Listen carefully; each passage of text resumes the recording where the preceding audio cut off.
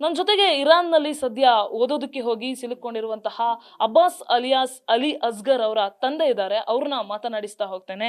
Sir, ಕೊನೆಯದಾಗಿ ನಿಮ್ಮ ಮಗ ಯಾವಾಗ ಮಾತಾಡಿದ್ರು, ಈಗ ಸೇಫ್ ಆಗಿದಾರಂತ ಏನ್ ಹೇಳಿದ್ರು? ನನ್ನೇ ಫೋನ್ ಬಂದಿತ್ತು ಮೇಡಮ್. ಅವರು ನೆಟ್ವರ್ಕ್ ಸರಿ ಇಲ್ಲ ಅಲ್ಲಿ.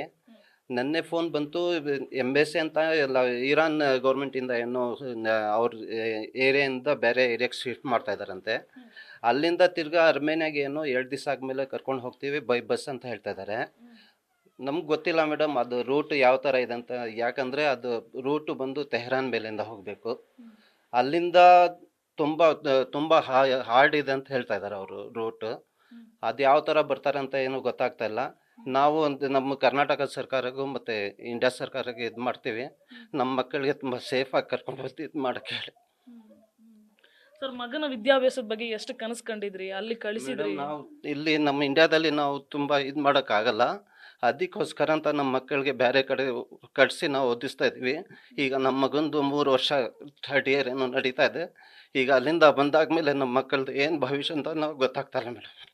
ಈಗ ಎಜುಕೇಶನ್ ಡಿಸ್ಕಂಟಿನ್ಯೂ ಮಾಡೇ ಬರಬೇಕು. ಹೌದು ಮೇಡಮ್.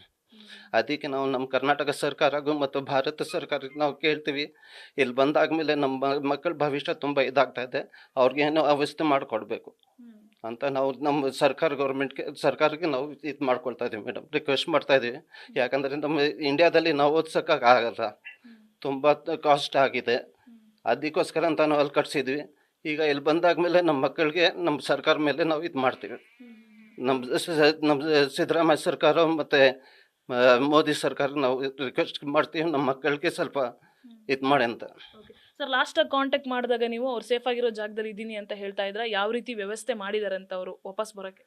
ಅವ್ರಿಗೆ ಏನು ಅವಸ್ಥೆ ಇಲ್ಲ ಮೇಡಮ್. ಯಾಕಂದರೆ ಆ ಏರಿಯಾದಲ್ಲಿ ಬರೀ ಮಿಲ್ಟ್ರಿ ಇದೆ ಅಂತೆ, ಯಾರೂ ಕೇಳೋರಿಲ್ಲ. ಊಟನೂ ಕರೆಕ್ಟಾಗಿಲ್ಲ ಅಂತೆ, ಅಂಗಡಿಗಳು ಯಾವುದಿಲ್ಲ, ಎಲ್ಲ ಕ್ಲೋಸ್ ಆಗಿದೆ. ಈಗ ತುಂಬ ಭಯಪಟ್ಟವ್ರೆ. ಯಾಕಂದರೆ ಅಲ್ಲಿ ಯಾರೂ ರಿಲೇಷನ್ಸ್ ಇಲ್ಲ, ಬರೀ ಮಕ್ಕಳೇ ಇರೋದು. ಅಲ್ಲಿಂದ ಬರಬೇಕಂದ್ರೆ ತುಂಬ ಇದಾಗ್ತಾ ಇದೆ ಅಂತ ನಿನ್ನೆ ರಾತ್ರಿ ಫೋನ್ ಮಾಡಿದರು. ಅಂದ್ರೆ ಈಗ ದೊಡ್ಡವರಾದ್ರೆ ಎಲ್ಲ ಒಂದ್ ಕಡೆ ಧೈರ್ಯ ತಗೊಳ್ತಾರೆ, ಬಟ್ ಮಕ್ಕಳಾದ್ರೆ ಸಹಜವಾಗಿ ಅವ್ರಲ್ಲಿ ಭಯ ಇರುತ್ತೆ. ಹೌದು ಮೇಡಮ್, ತುಂಬ ಭಯಪಟ್ಟವ್ರೆ. ಅದ್ರ ಜೊತೆಲಿ ನಮ್ಮ ನಾದಿನಿ ಮಗಳಿದ್ದಾಳೆ, ಅವಳು ತುಂಬ ಇದಾಗ್ಬಿಟ್ಟಿದ್ದಾಳೆ, ಯಾವ ಥರ ಬರಬೇಕಂತ. ಅದಕ್ಕೋಸ್ಕರ ನಾವು ಗೌರ್ಮೆಂಟ್ಗೆ ಇದು ಮಾಡ್ತಾ ಇದ್ವಿ, ಹೆಂಗೋ ಮಾಡಿ ನಮ್ಮ ಮಕ್ಕಳಿಗೆ ನಮ್ಮ ಇಂಡಿಯಾಗೆ ಕರ್ಕೊಂಡು ಬಂದು ನಮ್ಮ ಮುಂದೆ ಇದು ಮಾಡಿ ಅಂತ ರಿಕ್ವೆಸ್ಟ್ ಮಾಡ್ತಾ ಇದ್ವಿ ಮೇಡಮ್.